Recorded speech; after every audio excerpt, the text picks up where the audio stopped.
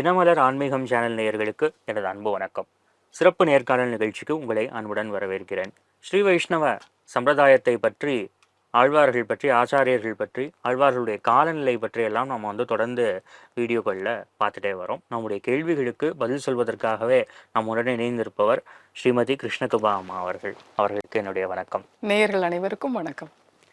இப்போது ஆழ்வார்கள் எப்படி வைஷ்ணவ சம்பிரதாயத்துக்கு முக்கியமோ அதே போல் ராமானுஜர் அவர் தான் ராமானுஜ வைஷ்ணவம்னே சொல்கிறோம் இந்த மதத்துடைய பேர். அப்போது ஒரு முக்கியமான ஒரு கேள்வி எழுது.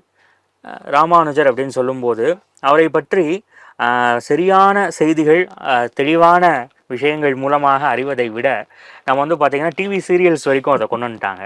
ராமானுஜர் நிறைய புரட்சி பண்ணார் அப்படின்னு சொல்கிறாங்க. ஜாதி பேதங்களை எல்லாம் கலைந்தார் அப்படின்னு சொல்கிறாங்க. பல விதமான பத்திரிகை செய்திகளில் நம்ம பார்க்குறோம். அதே போல் ராமானுஜருக்கு மிகப்பெரிய திருமேனி இப்போ கூட ஹைதராபாத்தில் பண்ணாங்க. ஸோ ஒரு பொதுமக்களுக்கு அப்படின்னு சொன்னால் ராமானுஜர் யார் அப்படிங்கிறது அவரை பற்றின விஷயங்கள் பொய்யோ உண்மையோ மக்கள் அவங்க காதலை கேட்டிருப்பாங்க. இப்போது நம்முடைய கேள்வி என்னென்னா, ராமானுஜர் பற்றி தான் கேட்க போகிறோம். ஆனால் அதுக்கு முன்னாடி ஸ்ரீ வைஷ்ணவ மதம் அப்படிங்கிறது ராமானுஜருக்கு முன்னாடி எப்படி இருந்தது அப்படிங்கிறது முக்கியமாக தெரிஞ்சுக்க வேண்டியது. ஏன்னா பலர் பொதுவாக கொஞ்சம் விஷயம் தெரிஞ்சவங்க கூட மற்ற சம்பிரதாயத்தை சேர்ந்தவங்க கூட என்ன பண்ணுறாங்கன்னா, ராமானுஜருக்கு முன்பாக ஸ்ரீ வைஷ்ணவம்னு ஒரு மதமே கிடையாது, அவருக்கு முன்னாடி விஷ்ணுவை பரதெய்வமாக, அதாவது விஷ்ணுவே த சுப்ரீம் டெய்டி அப்படின்னு சொல்லக்கூடிய வழக்கமே கிடையாதுன்னு சொல்லிலாம் இன்னைக்கு சில பேர் ஒரு விஷயம் தெரிஞ்சவங்களே இப்படி சொல்கிறத நாம் பார்க்குறோம். அப்போ இதுக்கு நம்ம மறுப்பு சொல்ல வேண்டியிருக்கு. இதுக்கு சரியான விளக்கம் தேவைப்படுது. அப்போ ஸ்ரீ வைஷ்ணவ மதம் ராமானுஜருக்கு முற்பட்ட ஸ்ரீ வைஷ்ணவ மதம் எப்படி இருந்தது, அதை பற்றி கொஞ்சம் சொல்லணும். முதலியே சொன்னது போல இந்த வைணவம் அல்லது ஆன்மீகம், சித்தாந்தம், தத்துவம், ஃபிலாசபி இதெல்லாம் அந்த துறையில் தேர்ச்சி பெற்ற ஆசிரியர்களை கொண்டு படித்தாலோ கேட்டாலோ நமக்கு அப்போ தான் தெளிவான ஒரு அறிவு இதில் கிடைக்கும். ஸ்ரீ வைஷ்ணவத்துக்கோ விசிஷ்டாத்வைதத்துக்கோ ராமானுஜர் ஃபவுண்டர் கிடையாது. அவருக்கு முன்பும் இதெல்லாம் இருந்தது. விசிஷ்டாத்வைதமும் ராமானுஜருக்கு முன்பே இருந்தது. விசிஷ்டாத்வைதம் அப்படிங்கிற தத்துவத்தை ராமானுஜர் பரப்பினாரை ஒழிய அவர் தான் அதை ரிப்பன் கட் பண்ணி ஆரம்பிச்சு வைக்கல. நிறுவனர் அப்படின்னு சொல்ல நிறுவனர் அவர் கிடையாது. அவர் அதுக்கு தோற்றுவாய் இல்லை. அவருக்கு முன்பே விசிஷ்டாத்வைத்தமும் இருந்தது, ஸ்ரீ வைஷ்ணவ சம்பிரதாயமும் அதற்கு முன்பே இருந்தது. ரொம்ப எளிமையா சொல்லணும்னா இப்ப எப்படி கிமு கிபிங்கிற மாதிரி ராமு ராபின்னு போட்டுக்க வேண்டியதுதான். ராமானுஜருக்கு முன், ராமானுஜருக்கு பின். ராமானுஜருக்கு முன்பு வைணவம்ங்கிறது ஒத்தையடி பாதையா இருந்தது. ராமானுஜருக்கு பின்பு வைணவம்ங்கிறது தேசிய நெடுஞ்சாலையாக ஆனது. நல்ல பிராக்டிகலான ஒரு எக்ஸாம்பிள். சின்ன பாதையாக இருந்தது ரொம்ப பெரிய பாதையாக, பல மக்களும் சேர்ந்து பல வழிச்சாலையாக அது ஆயிருக்கு. ஆறு வழிச்சாலை, நிறைய பேர் போகலாம் அதுல அப்படிங்கிற மாதிரி அது ஆயிருக்கு. அதாவது ராமானுஜருக்கு முன்பு எல்லாரும் எப்படி இருந்தார்கள்னா, ஓரான் வழியாய் உபதேசித்தார் முன்னோர் அப்படின்னு மணவாள மாமுனிகள் சொல்றார். எப்படின்னா ஓரான் வழி சம்பிரதாயம் அப்படின்னு இந்த ராமானுஜ சம்பிரதாயத்துக்கு பெயர். இந்த ஸ்ரீ வைஷ்ணவ சம்பிரதாயத்துக்கு ஓரான் வழி சம்பிரதாயம்னு பெயர். என்னன்னா அப்படியே பதம் பிரிக்க வேண்டிதான், தமிழ் வார்த்தை தான். ஒரு ஆணுக்கு உபதேசம் பண்ணி அப்படியே வர்றது. இப்போ இன்னைக்கு நாம திருவிலச்சனை வாங்கிக்கணும்னு போனா ஒரு 10 பேர் போய் உட்கார்ந்தாலும் பண்ணுவாங்க. அன்னைக்கு அப்படி இல்லை. திருவிலச்சனை வாங்கிக்கணும், அந்த வைஷ்ணவ தீட்சை அப்படின்னு தோள்களில் சங்கு சக்கர முத்திரையை வாங்கிக்கணும்னு போனால் ஒருத்தர் தான் போகலாம். ஒரு நேரத்துக்கு ஒருத்தர் தான் போய் வாங்கிக்கலாம். ஒரு நாள் அவங்க ஒரு நாளில் ஒரு டைம் வச்சுருப்பாங்க. அந்த டயத்துக்கு ஒரு ஆண் தான் போய் வாங்கிக்கலாம். அதுவும் அவங்க அதுக்கு அதிகாரிகளா, எதுக்கு பண்ணிக்க வந்திருக்காங்க, பண்ணி கொண்டா அந்த ஸ்திதியில் இருப்பாங்களா. இப்போது ஒரு வேக்சினேஷன் போட்டாலே 24 ஹவர்ஸ்க்கு இதெல்லாம் டூஸ் அண்ட் டோன்ஸ் அப்படின்னு கொடுக்குறாங்க இல்லையா. அப்படிங்கும்போது இது ஆத்மாக்கு பண்ணக்கூடிய வேக்சினேஷன். அப்போ இதுக்கு எவ்வளவு டூஸ் அண்ட் டோன்ஸ் இருக்கும்.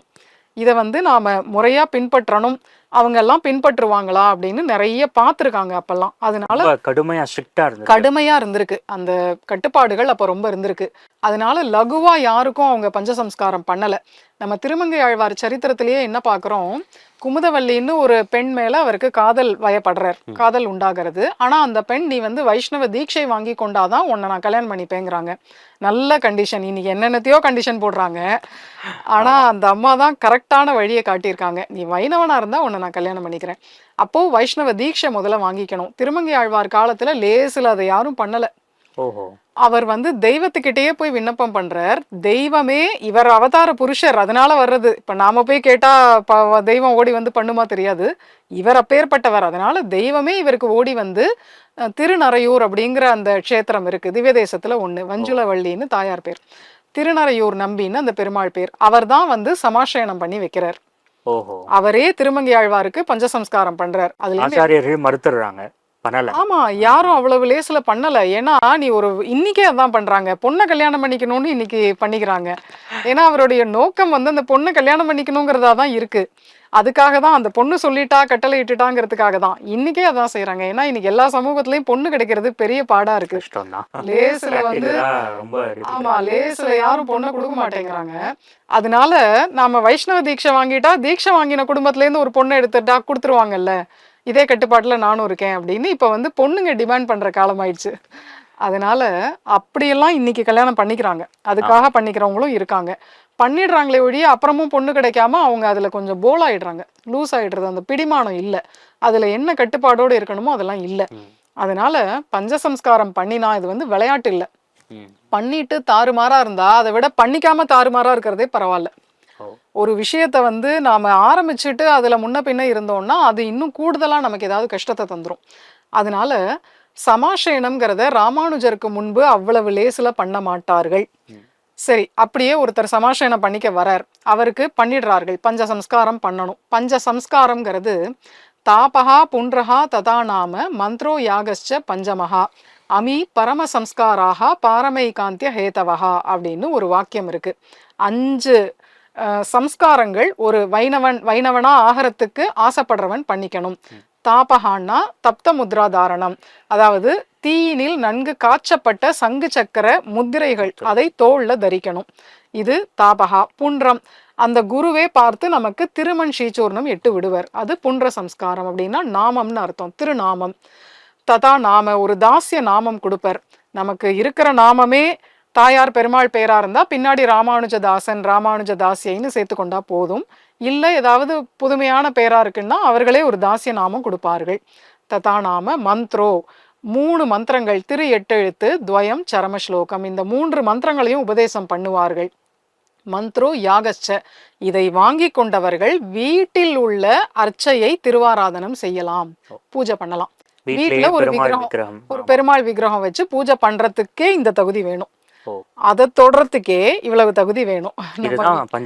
பஞ்சசம்ஸ்காரம்ங்கிறது இதுதான். அதற்கு பிறகு அந்த பூஜை முறைகளை எல்லாம் கத்துக்கொண்டு வீட்டுல ஒரு ஏகாதசி, அமாவாசை, சனிக்கிழமை, திருவோணம், இந்த நாட்கள்லயாவது நாம குறைஞ்சபட்சம் இப்பயானும் அந்த பூஜைகளை பண்ண ஆரம்பிக்கணும். அப்படிங்கிறதுக்கு இதுதான் ஆரம்பம், இதுதான் தோற்றுவாய், இதுதான் பஞ்சசம்ஸ்காரம். இப்போ இதுல ததா நாமன்னு ஒண்ணு வருது, நாமத்தை உபதேசம் பண்றது. ததா நாம மந்திர உபதேசம் பண்ண வேண்டியது அப்படின்னு ஒண்ணு வருது. அது திருவஷ்டாட்சரம், திருமந்திரம் அப்படின்னு சொல்லப்படுறது. முதல்ல அந்த திருவஷ்டாட்சரத்தை உபதேசம் பண்ணுவார் அந்த குருவா இருக்கிறவர், அந்த பஞ்சசம்ஸ்காரம் பெற்றுக்கொள்ள வந்திருக்கிற சிஷ்யனுக்கு உபதேசம் பண்ணுவார். இந்த மந்திரத்துக்குன்னு சில கட்டுப்பாடுகள், நியமங்கள் இருக்கு. மந்திரத்தை குரு உபதேசிக்கும் போது 6 செவிகள் அதை கேட்கக்கூடாது அப்படின்னு ஒரு நியமம் இருக்கு. 6 காதுகள் ஒரே நேரத்துல மந்திரத்தை கேட்கக்கூடாது.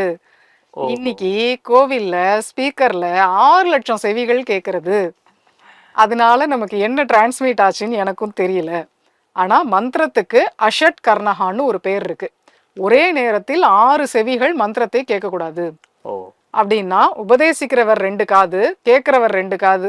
ஒருத்தர் செவிடா இருந்தா கூட உட்காத்தி வச்சுக்கலாமான்னு கேட்கக்கூடாது. அதெல்லாம் வந்து இது இல்லை, உச்சிதம் இல்லை. 2 பேர் தான் இருக்கணும், ஈச் 2 காது. குருவுக்கு 2 காது, சிஷ்யனுக்கு 2 காது. அந்த 4 காதுக்கு தான் அந்த மந்திரம் விழணும். அதுக்கப்புறம் 3ஆவதா ஒருத்தர் உட்கார்ந்தார், அவரோட 2 காதுல அது விழுந்ததுன்னு இருக்கக்கூடாது. அதனால ஒரே நேரத்தில் 6 செவிகள் கேட்கக்கூடாதுங்கிற கட்டுப்பாடு மந்திரத்துக்கு உண்டு. அதனாலதான் மந்திரத்துக்கு அஷட் கர்ணஹா, ஷட்னா 6, அஷட்னா 6 கூடாது, 6 அல்ல, 6 காதுகள் கேட்கக்கூடாத ஒரு விஷயம் மந்திரம் அப்படின்னு மந்திரத்துக்கு ஒரு கட்டுப்பாடு இருக்கு. மந்திரம் அப்படிங்கிற அந்த சொல் வடமொழி சொல். அதற்கு என்ன இலக்கண குறிப்புன்னா மந்தாரம் திராயத்தே இதி மந்திரஹா. எவன் வந்து அதை முணுமுணுக்கிறானோ அவனை அது காப்பாற்றக்கூடியது, அதுதான் அதுக்கு அர்த்தம். அதாவது மர்மரிங்கா தான் அதை சொல்லணும். அதை வந்து நாம பலத்த குரல்ல அந்த மாதிரி சொல்லக்கூடாது. நாமத்தை வந்து உறக்க சொல்லலாம். ஹரே ராம ஹரே கிருஷ்ணெல்லாம் உறக்க சொல்லலாம். இன்னைக்கு இஸ்கான்ல பண்றாங்க, அதை பண்ணலாம். அதுக்கு வந்து அனுமதி இருக்கு. ஆனா பிரணவத்தோட கூடினது மந்திரம். அந்த பிரணவத்தோட கூடின மந்திரத்தை நம்ம காது மட்டும்தான் கேட்கணும்.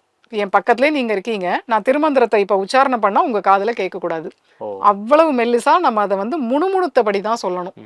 இப்ப நம்ம திருவஷ்டாட்சரம் ஜபம் வாங்கிட்டோம், ஒரு நாளைக்கு ஒரு 18 தடவையாவது அதை சொல்லலாம்னு ஒரு நியமம் இருக்குன்னா, நம்ம வீட்டுல இருக்கிறவங்க காதுல கூட அது விழக்கூடாது. நல்ல கட்டுப்பாடு அவ்வளவு இருக்கு. குட் வைப்ரேஷன் கேட்டாதான் நல்லது அப்படின்லாம் வந்து மந்திரத்துக்கு அது கிடையாது. உங்களுக்கு வைப்ரேஷன் வேணும்னா நீங்க சகஸ்ரநாமம் சொல்லுங்க, நீங்க வந்து ஹரே ராம ஹரே கிருஷ்ண சொல்லுங்க, அதெல்லாமும் வைப்ரேஷன் தான். ஆனா மந்திரத்துக்கு வேதம் இவ்வளவு கட்டுப்பாடுகளை விதிக்கிறது. அதெல்லாம் இல்லை, நான் அப்படிதான் பண்ணுவேன், இதெல்லாம் அவங்கவுங்க எண்ணம் தான். இப்ப நிறைய கிளம்புது இல்லையா, பண்ணுங்க. நான் என்ன சொல்றேன், பண்ண வேண்டாம்னு சொல்லலை, பண்ணுங்க, விபரீத பலனை அடையுங்க, அடிபடுங்க, தெரிஞ்சுக்கோங்க. அந்த பாதையில போகாத, அதை தொடாத, நெருப்பு சுடுன்னா கேட்கணும், கேட்கலைன்னா தொடு, நல்லா சுடட்டும். தங்களுடைய அனுபவத்துல இருந்து அதை சொல்றாங்க, சுட்டு பார்த்து தெரிஞ்சுக்கோ அப்படிங்கிறது தான் அதுக்கு பதில். இப்ப அதுக்காக மந்திரத்தை உறக்க நம்ம சொல்லிட்டதுனால அவங்கள பிடிச்சி ஒன்றும் ஜெயில போட முடியாது. நீ பண்ணு, விபரீத பலன் அடைஞ்சு நீயே ஒரு நாள் திருந்துவ, அவ்வளவுதான். நீ வந்து ஒரு வெல்விஷரா அந்த பாதையில போகாத, ஜாகிரதையாருன்னு நம்ம சொல்றோம். அதெல்லாம் முடியாது, அது என்ன நீ சொல்றது, நான் அப்படிதான் போவேன்னு போனா அடிபட்டு தெரிஞ்சுக்கோ அப்படிங்கிறது தான். மந்திரத்துக்கு இவ்வளவு கட்டுப்பாடுகள். அது வந்து மனனம் பண்ணுபவர்களை காக்கக்கூடியதுங்கிறது தான் மந்திரத்துக்கு அர்த்தம். அந்த அளவுக்கு அதை வந்து வச்சிருந்திருக்காங்க, உறுதியா அதுல இருந்திருக்காங்க. அதனால எப்படியும் ஒரு நாளைக்கு ஒருத்தருக்கு தான் சமாசயனம் பண்றது அப்படின்னு இருக்கும். அப்ப எப்படி அது வந்து அவ்வளவு செழிப்பா வளர்ந்துருக்க வாய்ப்பு இல்லை. ஒரு நாளைக்கு, அப்ப கூட ஒரு நாளைக்கு ஒருத்தர்னு 30 நாளைக்கு 30 பேருக்கு அவங்க பண்ணல. இவங்க அதிகாரியா பார்த்து, ஆமா, அவர் ஆசைப்பட்டு வந்தா கூட உடனே அதை வந்து கொடுத்துட மாட்டாங்க. பொண்ணு கொடுக்குற மாதிரி லேஸ்ல கொடுக்க மாட்டாங்க. 1008 கேள்விகள் இருக்கும். ஆமா ஆமா, அதை வந்து கேட்டு அவங்க அதுக்கு சரியான அதிகாரியா, இதை வாங்கினா இவங்க அந்த நிஷ்டையில இருப்பாங்களா. ஏன்னா இப்ப அவங்க அப்படி எல்லாம் இல்லைன்னு வச்சுக்கோங்களேன், அந்த பாவம் இவங்கள பாதிக்கும். ஆச்சாரியன சிஷ்ய பாபம் குரோரபி அப்படின்னு வாக்கியம் இருக்கு. சிஷ்யனுடைய பாபம் குருவை தாக்கும். எப்ப அப்படி ஒரு ரிஸ்க் இருக்கோ நான் கொடுப்பேனா, இல்ல. அதுதான் அந்த ரிஸ்க் ஃபேக்டர் இருக்கிறதுனால அதை வந்து லேசில் உபதேசம் பண்ண மாட்டாங்க. அதுவும் இல்லாம இது அவ்வளவு கௌரவமானது. இதெல்லாம் வந்து அந்த சொன்னபடிக்கு இருந்தா நல்ல பலனை கொடுக்கக்கூடியது. சொன்னபடிக்கு அந்த அதுல சொன்ன கட்டுப்பாடுகள் படிக்கு இருந்தோம்னா, இப்போ ஒரு சர்ஜரி பண்றதுன்னு போறாங்க, அதுக்கே வந்து இவ்வளவு ப்ரொசீஜர், நீங்க முத நாள்ல இருந்து சாப்பிடக்கூடாது, நீங்க தண்ணி குடிக்க கூடாது, எவ்வளவோ கட்டுப்பாடுகள், அதெல்லாம் கேட்கறோம் இல்லையா. ஒரு உடம்பு விஷயத்துக்கே அவ்வளவையும் கேட்கும்போது ஆத்மா விஷயத்துக்கு நாமளா மனம் போனபடிக்கு எப்படி தீர்மானம் பண்றது? நம்முடைய முன்னோர்கள் சொல்றதை கேட்டாதான் நமக்கு அந்த பலன் கிடைக்கும். அது போல சொன்னபடிக்கு இருந்தா கட்டாயம் அந்த பலனை அடையலாம். அதனால ரொம்ப சோதிச்சு பார்த்து தான் கொடுத்துருக்கார்கள் அப்பெல்லாம். ஆமா, ரொம்ப குறுகிய, ரொம்ப சில பேர் தான் ரொம்ப ஒத்தையடி பாதையா தான் இருந்திருக்கு. லேசில சமாசயனம் பண்றதுங்கிறது ரொம்ப கஷ்டமான காரியமா இருந்திருக்கு. அவர்கிட்டலாம் போனா கிடைக்காது, நமக்கெல்லாம் பண்ண மாட்டாங்க அப்படிங்கிற ஒரு விரக்தி அடைஞ்சு விட்டுருவாங்க. 4 தடவை போய் கேட்பாங்க, அப்புறம் நமக்கு அதுக்கு லாய்க்கு இல்லை அப்படின்னு அவங்களே கொஞ்சம் பின்வாங்கிடுவாங்க. இப்படிதான் இருந்திருக்கு ராமானுஜருக்கு முன்ன. அதனாலதான் இவர் என்ன சொல்றார், மணவாள மாமுனிகள் தன்னுடைய உபதேச ரத்ன மாலையில ஓரான் வழியாய் உபதேசித்தார் முன்னோர், ஏறார் எதிராசர் இன்னருளால் ஆசை உடையோர்க்கெல்லாம் ஆரியர்கள் கூறும் என்று பேசி வரம்பறுத்தார் பின். இப்போ வரம்பறுத்த செயல் அப்படிங்கிறது தான் ராமானுஜர் காலத்துல அவர் பண்ணின செயல். வரம்பறுத்ததுன்னா பிரேக் த ரூல்னு அர்த்தம் இல்லை, ரிலாக்ஸ் த ரூல். அவ்வளவுதான், பிரேக் த ரூல் கிடையாது, ரிலாக்ஸ் பண்ணுங்க. அதை நீங்க வந்து இவ்வளவு கட்டுப்பாடு வச்சீங்கன்னா யாருமே வரமாட்டாங்க, இன்னும் வைணவ வட்டம் குறுகி கொண்டே போகும். இவ்வளவு பண்ணாதீங்க, ஆசை இருக்கான்னு மட்டும் பாருங்க. தகுதி, ஒரு கருணை கொண்டு, கருணை, அது வந்து கருணைனால. அதனாலதான் ராமானுஜருக்கு முற்பட்ட ஆச்சாரியர்கள்லாம் இந்த மந்திரத்தினுடைய அர்த்த கணத்தை பார்த்து அதை ஒழிச்சார்கள். அதுக்கு இவ்வளவு அர்த்தம் இருக்கு, அதை வந்து நம்ம லகுவா தூக்கி கொடுத்துடக்கூடாது அப்படின்னு அதை மறைச்சார்கள். இவர் என்ன நினைச்சார்னா, இந்த உயிர்களுடைய அனர்த்தத்தை பார்த்தார்.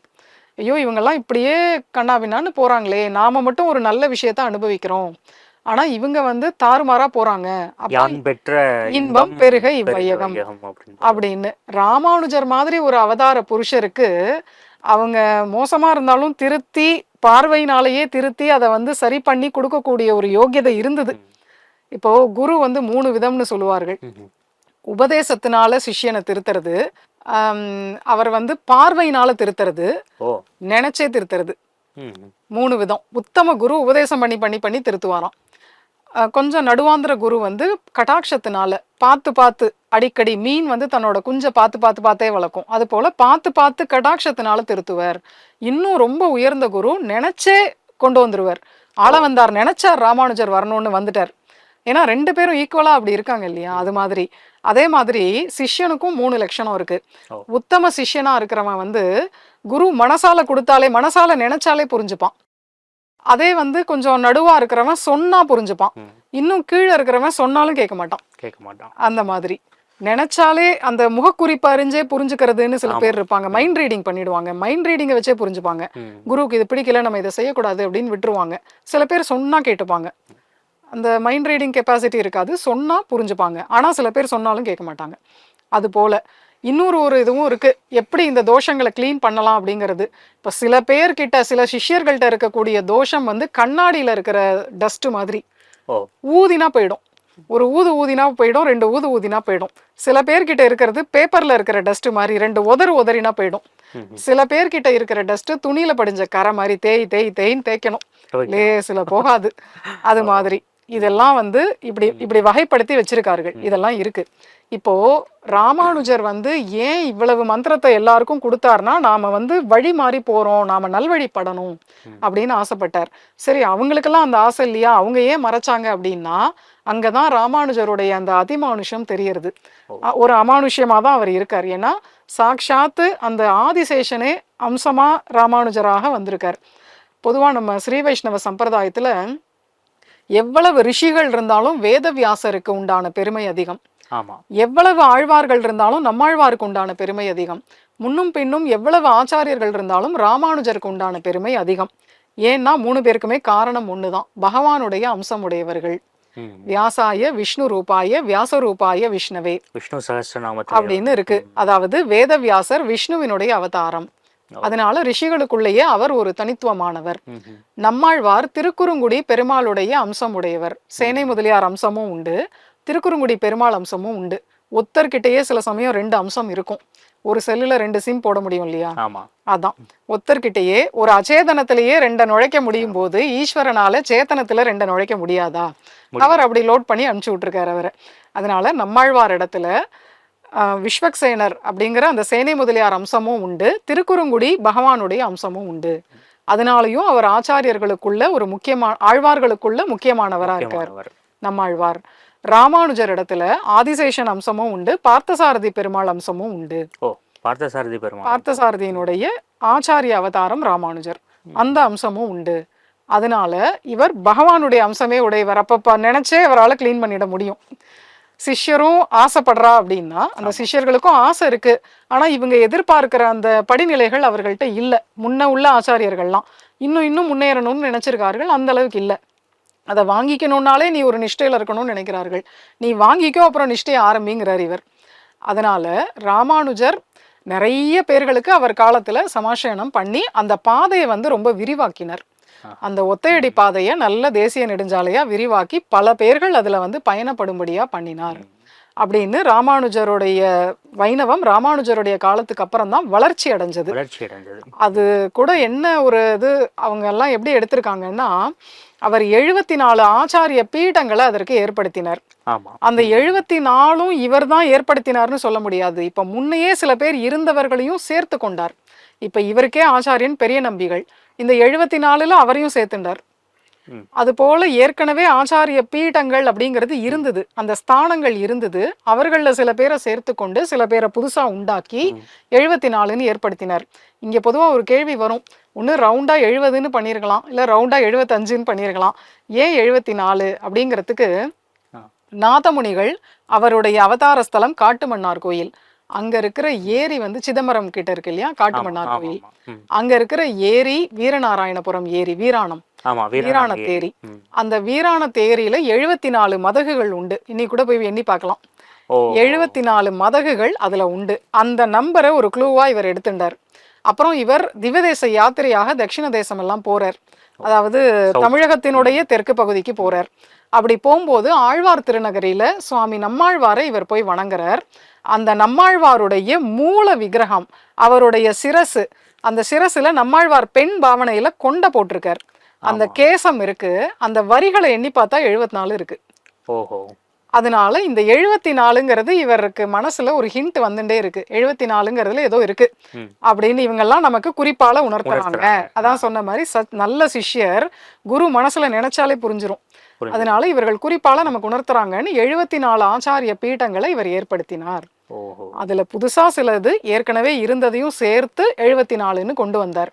இப்போ ஒரு ஆணுக்கு பண்ணிட்டு இருந்ததுங்கிறது போக ராமானுஜர் காலத்துல 74 பேர், 74 பேருக்கே பண்றாருன்னே வச்சுப்போமே, ஒரு நாளைக்கு ஒத்தர்னே வச்சா கூட அது எவ்வளவு விரிவடைஞ்சிருக்கு. ஆனா இன்னைக்கு ஒரு நாளைக்கு 50-60 பேர் கூட வரான். குறைஞ்சது 10 பேர் இன்னைக்கு வரார்கள் வெறும் ஒரே ஒரு பீடத்துக்கு. இது மாதிரி ஒவ்வொரு இடத்துலையும் நிறைய பேர்கள் வந்து திருவிலட்சணையும் பெற்று ஆனா அந்த நிலையில இருக்கிறவர்களும் இருக்கார்கள். உத்தமமா அந்த நிலையில இருக்கார்கள். இருக்கிறவர்களையும் சொல்லணும். அதை கேட்டு அதன்படி நடக்கிறவர்களும் இருக்கார்கள். நிச்சயம் அவர்கள் நல்ல பலன் அடைவார்கள். ஏன்னா இந்த பாதை வந்து முள்ளு பாதை இல்ல, ராஜபாட்டை, ராஜமார்க்கம். முன்ன போனவங்க எல்லாம் அப்படி வீசி நடந்திருக்காங்க. அதனால நம்ம தைரியமா நடக்கலாம். நாம ஒன்றும் இந்த பாதையை வந்து ரிப்பன் கட் பண்ணி ஆரம்பிச்சு வைக்கல, இனாகிரேட் பண்ணல. இதற்கு முன்ன இந்த பாதையில நம்மாழ்வார் நடந்திருக்கார், 12 ஆழ்வார்களும் நடந்திருக்காங்க.